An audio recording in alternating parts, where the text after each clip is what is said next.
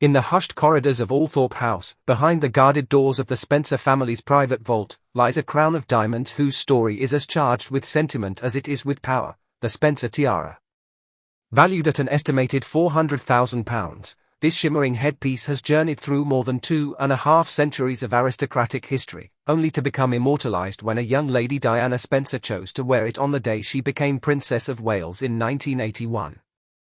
That choice, turning away from the crown's own vaults in favour of her family's heritage, marked the tiara forever as a declaration of independence and bloodline pride.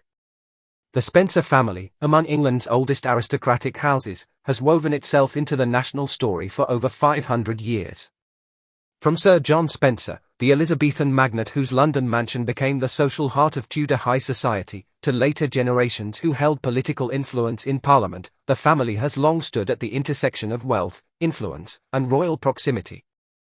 When Diana brought the tiara into the public eye, she was not merely wearing a jewel, she was reviving a Spencer tradition that predated her by centuries. Its origins reach back to 1767, when it was first created for Viscountess Montagu. In the 1930s, the royal jewellers R&S Gerald reimagined it into today's garland-style design, a heart motif at the center, framed by scrolling diamond foliage, trumpet-shaped blossoms, and starbursts, each stone, from rose to pear cut, meticulously set in gold. Measuring 410 mm in length, it is a substantial piece, built for the grandeur of the English nobility. In 1919, Lady Cynthia Hamilton, Diana's grandmother, received the central motif as a wedding gift from Lady Sarah Spencer. Over decades, more elements were added, until John Spencer, 8th Earl Spencer, inherited it in the mid-1970s. Today, it remains under the sole authority of Charles Spencer, 9th Earl Spencer. The tiara's story is set apart even within the royal universe. Compare it to the Wales Lover's Knot tiara, famously worn by both Diana and now Princess Catherine, a jewel loaned from the Crown's collection. Or to Queen Mary's fringe tiara, transformed into a halo of diamonds for Queen Elizabeth II's wedding day. Unlike these state-owned pieces, the Spencer tiara belongs entirely to a private family, with no obligation to be worn at royal events. That independence, rare in the rigid world of monarchy, is what gives the tiara both its mystery and its unpredictability. Princess Diana's wedding day was not the tiara's first appearance, but it was the one that cemented its legend. She wore it for state banquets and tours, each time deepening the association between her luminous public presence and her family's legacy.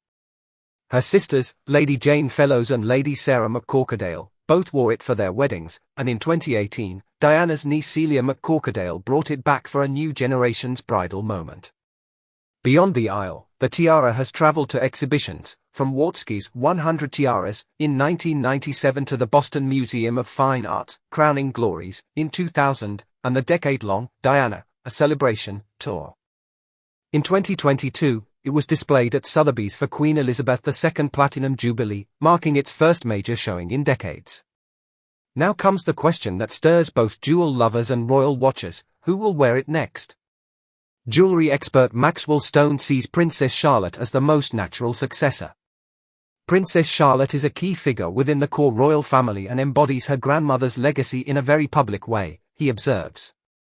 The image of Charlotte, Diana's granddaughter, crowned with the same diamonds on her own wedding day would be an irresistible echo of history. Princess Lilibet, the daughter of Prince Harry and Meghan, Princess of Sussex, shares the same bloodline but walks a different path. Raised outside the core royal orbit, her life is less entwined with the traditions that typically bring such jewels into public view. While Princess Lilibet shares the same lineage, her ties to the royal institution are more distant. Stone notes, an understated way of saying the path to the Spencer tiara may be more symbolic than likely. But ultimately, the decision rests with Charles Spencer. Tradition might keep it within the male line of the family, out of reach of both Charlotte and Lilibet, unless a deliberate break with precedent occurs. Some royal historians speculate it could remain unseen for decades, only emerging in moments chosen carefully to evoke maximum impact. And that is the real drama. This tiara is not just a piece of history, it is a lever of image-making power.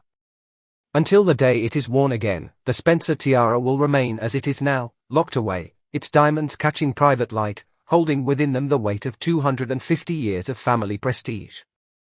It is not just jewelry, It is a question of legacy, loyalty, and who, in the shifting theatre of the British monarchy, will be deemed worthy to wear history on their head.